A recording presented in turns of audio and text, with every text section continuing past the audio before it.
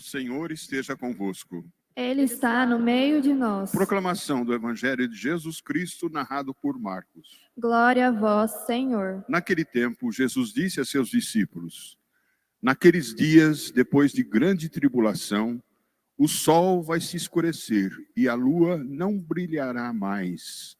As estrelas começarão a cair do céu e as forças do céu serão abaladas. Então vereis o Filho do Homem vindo nas nuvens, com grande poder e glória. Ele enviará os anjos aos quatro cantos da terra e reunirá os eleitos de Deus, de uma extremidade à outra da terra. Aprendei, pois, da figueira esta parábola. Quando seus ramos ficam verdes e as folhas começam a brotar, sabeis que o verão está perto.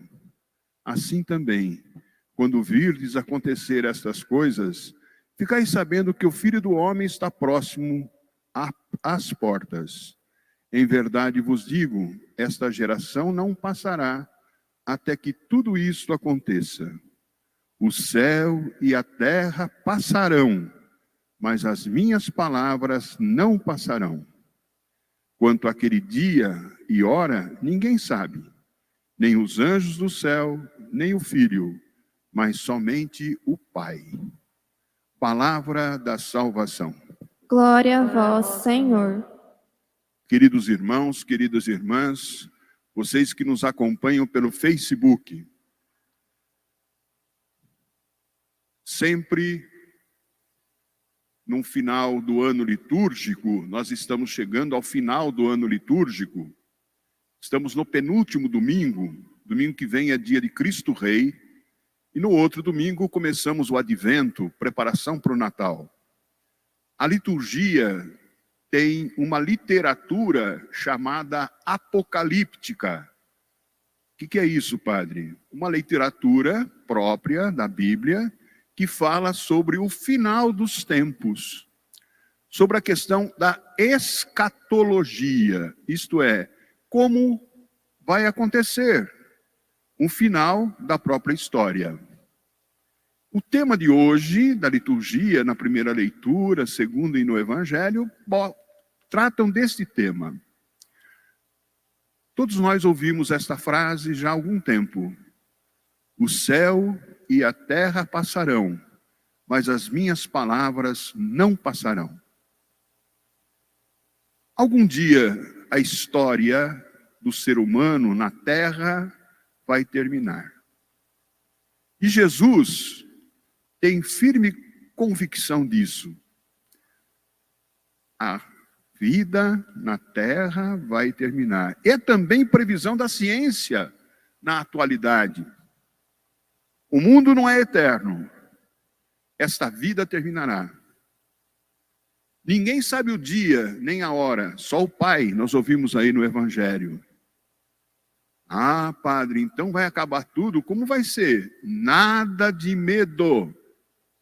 A liturgia hoje não alimenta esse medo, nem psicose quanto ao fim. Confiemos em Deus. Ele é Pai. Ele quer a nossa felicidade. Ele é o Criador de todas as coisas. Sim, meu irmão, minha irmã, como nós podemos viver sabendo que nós estamos de passagem por aqui? A gente não gosta de refletir sobre isso, mas nós estamos fazendo uma travessia. E o final da nossa vida, todos nós sabemos, é a casa do Pai, para quem tem fé. Ninguém daqui pode dizer, eu não quero morrer. Eu vou morrer. A morte é uma companheira de todas as horas, de todos nós. E devemos tratá-la com a maior naturalidade. Jesus hoje nos ensina como devemos viver este momento. Jesus afirma, é preciso ter esperança. É o tema que Jesus hoje nos apresenta. As palavras de Jesus não passarão. O céu e a terra passará, mas a salvação realizada por Jesus, esta não vai acabar. A partir dessa convicção de que Deus nos quer bem, Jesus revela essa grande vida de esperança. A criação atual vai acabar. Vai acabar esta criação e tudo será refeito. Tudo será recriado em Cristo ressuscitado. Meu irmão querido, será que a gente acredita nisso na fé? Senão a nossa fé não tem sentido. O que Deus nos deu? Jesus. Aquilo que de mais íntimo Deus possuía, o seu Filho. Ele deu Jesus para nos salvar, para nos dar a libertação. E Jesus nos amou até o fim. Este amor de Jesus foi pascal. Foi um amor na Páscoa da cruz. Portanto, o Cristo ressuscitado garante para todos nós uma nova criação. Na ressurreição, tudo está recriado, tudo está recriado. O Filho do Homem, Jesus, é que vai iluminar toda a história humana, na verdade, na justiça, na paz. E vai denunciar, portanto, a mentira, as injustiças, as violências. Esta presença do reino de Deus no nosso meio já está acontecendo desde o momento em que Cristo entrou na história. Então, estejamos vigilantes, estejamos atentos, estejamos cheios de esperança. Esperança. Eu diria utopia, utopia. Padre, mas utopia não é algo inatingível? Não. Esse sentido, o conceito de utopia, como algo que eu não consigo chegar lá, é de um dos autores da Idade Moderna, Tomás Moros. Escreveu Utopia, a cidade inatingível. Mas a palavra utopia, pela formação da palavra, pela etimologia da palavra, significa utopós, o aqui ainda não. O aqui ainda não. Isso é utopia. Ou seja, nós estamos vivendo já a realidade do reino de Deus, não totalmente. Totalmente quando chegarmos na casa do Pai. Mas já plantamos aqui na nossa vida aquilo que nós vamos viver na eternidade. A eternidade não é lá, já é aqui, ainda não. Isso é utopia. O reino de Deus é utopia. E aí está a esperança. Viver a esperança é justamente isso. Nós ainda vivemos nossos problemas pessoais, religiosos, políticos, culturais, existenciais, porque ainda não temos toda a realidade recriada, digamos, consciente no homem. Recriada está, mas o homem não tem consciência, senão faria as barbáries que faz até hoje. Então é um processo de conscientização. É o aqui ainda não. Aí, alguém ainda pergunta, mas eu não estou entendendo, padre, o aqui ainda não. Eu vou dar um exemplo muito simples. Peço licença para dar esse exemplo muito simples. Quando a mulher anuncia na família, estou grávida, é uma alegria incomum, não é? Nossa, vai nascer. E aquela famosa frase, tomara que nasça com saúde, não importa se é homem ou mulher, não é assim? Mas a alegria, porque a vida vindo. O nenê já está ali? Está, mas não totalmente. A gravidez começa ali, mas a criança vai nascer daqui 9 meses. É o aqui, ainda não. Ou seja, você vai viver isto lá, na plenitude quando a criança nascer, mas você já vive hoje o nascimento dessa criança. E cada dia a família começa a viver na alegria, não é? À medida que os meses vão passando, fazendo um enxovalzinho, fazendo o quarto, enfim, aquela alegria, vai aumentando. Esse é o processo do reino de Deus. É o aqui ainda não. Essa esperança deve alimentar a vida de todos nós. E Jesus usa uma figura tão bonita, que é a figura da figueira. Quando a figueira está no outono e na primavera, as folhas aparecem, os frutos aparecem. Mas quando ela está no inverno, aliás, quando ela está no verão e na primavera, os frutos aparecem, no verão e na primavera. Mas quando ela está no outono e no inverno, o outono caem as flores, as folhas. No inverno existe a hibernação, né, que chama hibernação, a busca do essencial daquela planta. Ela está hibernada, está para crescer. É verão, primavera. As flores aparecem, os frutos acontecem. Mas é preciso passar pelo outono e pelo inverno, senão não chega ao verão e à primavera, não é assim? A nossa vida também é feita de estações. Nós temos momentos na nossa vida de invernos. Temos momentos na nossa vida de outonos. E temos momentos na nossa vida de verão e primavera. Resta nós perguntarmos em que estação nós vivemos. Em que lugar nós colocamos a nossa esperança de viver. Há uma cena, e eu pessoalmente guardo na minha memória, acho que vocês já viram, para mim é muito bonita. Eu sempre admirei. A família tem uma criança, uns 4, 5 anos, 6 anos, até aí dá, né? 5 anos hoje, vai. E a família está andando por um passeio na calçada ou na praça. Hoje não se tem muito esse costume mais, mas enfim. É uma lembrança que eu guardo muito no meu coração. A criança quer sempre ir para o lado da calçada. Não sei se vocês perceberam isso. Os pais falam, não, você vem aqui no meio, é questão de segurança. Aí o papai dá a mãozinha para a criança, a mamãe dá a mãozinha para a criança, vai o pai de um lado, a mãe do outro, a criança no meio. Eles começam a andar de mãos dadas. Já viram essa cena? Só que tem um porém. A criança não aguenta ficar naquele passo.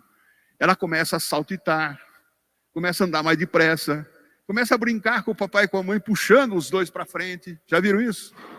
Quase que dizendo assim, queremos correr, papai e mamãe, queremos correr. Né? Vamos ver se isso não é isso? Essa é a imagem da utopia, da esperança.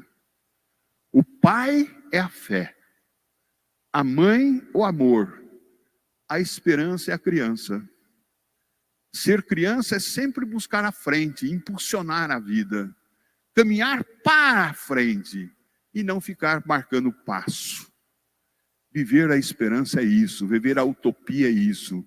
E quando nós perdemos a esperança, quando nós perdemos a utopia, nós morremos vivos.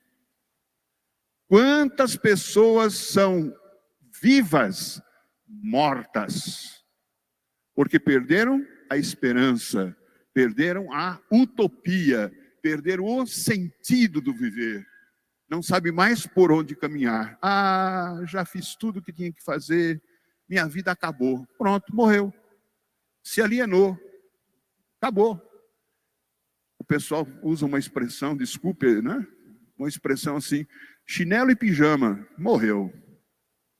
Morreu. Não tem mais nada para fazer na vida. Está vivo ou morto? Padre, para viver e dar fruto, nessa esperança, o que devemos fazer? Só consegue viver essa esperança quem coloca na vida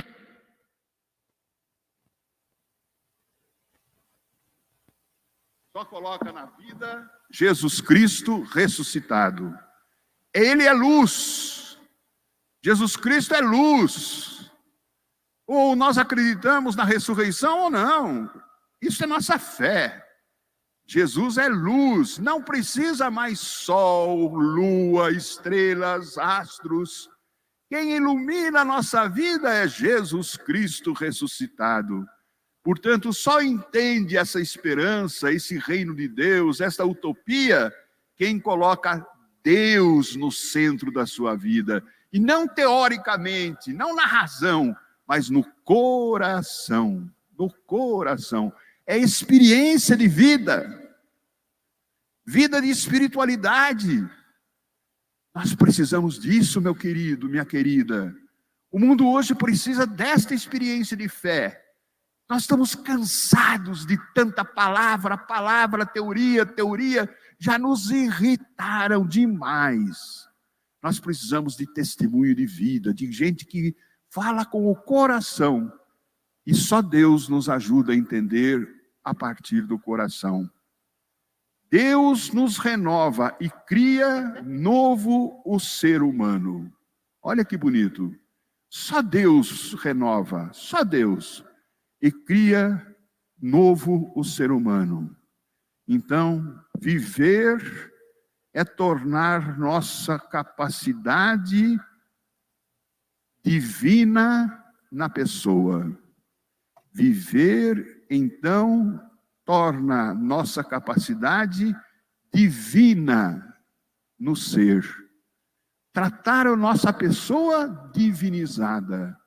Tratar a nossa pessoa cristificada. Jesus fez isto. Disse para todos nós, que nós somos filhos e filhas de Deus. Tenham esperança, tenham coragem, não tenham medo. Estamos celebrando a 5ª Jornada Mundial dos Pobres. O tema é Sentes Compaixão e o lema, sempre tereis pobres entre vós. Esta afirmação pode nos levar à indiferença. Ah, padre, sempre vai ter pobre. Não adianta fazer nada. Não, não é por aí. A Jornada Mundial do Pobre nos convida a estarmos atentos à crescente realidade da pobreza. Somos convidados a responder com generosidade, criatividade, solidariedade, fraternidade à pobreza. Nossa comunidade tem sido muito generosa. Nós estamos atendendo 120 famílias e mais as outras que ainda nos aparecem lá para serem atendidas pela Pastoral da Caridade. Por isso, vamos, a partir desse domingo, em que o Papa chama a atenção da pobreza, procurar viver a mística da pobreza. Meu irmão, minha irmã, não é só dar comida, é você ser pobre. Vocês já pensaram nisso? Nós vivermos a pobreza, não estou falando vocês, o padre e vocês, nós vivermos a pobreza. Nós vivemos numa sociedade consumista. Quantas coisas nós compramos sem necessidade? Também isso é pobreza. Saber aquilo que eu preciso comprar. Quantas vezes eu, parto para comer coisas que eu não precisaria comprar para comer, e quantos estão passando fome? Quantas vezes nós reclamamos daquela salada, daquela mistura? Quantos não têm nem essa mistura e nem essa salada? Então é um momento de reflexão muito grande, não só de olhar o pobre, mas também nós somos pobres, evangelicamente falando. O Papa Francisco nos ensina, a pobreza não é fruto do destino, é consequência do egoísmo. Os pobres são sacramentos de Cristo, representam sua pessoa e apontam para Ele. Tem vários marca-livro que a gente distribuiu para vocês com frases diversas. Levem para casa, olhem, meditem, e vamos procurar, dentro da nossa consciência, viver aquilo que Jesus nos pede. A mística da pobreza, mas sem perder a utopia do reino de Deus. Amém.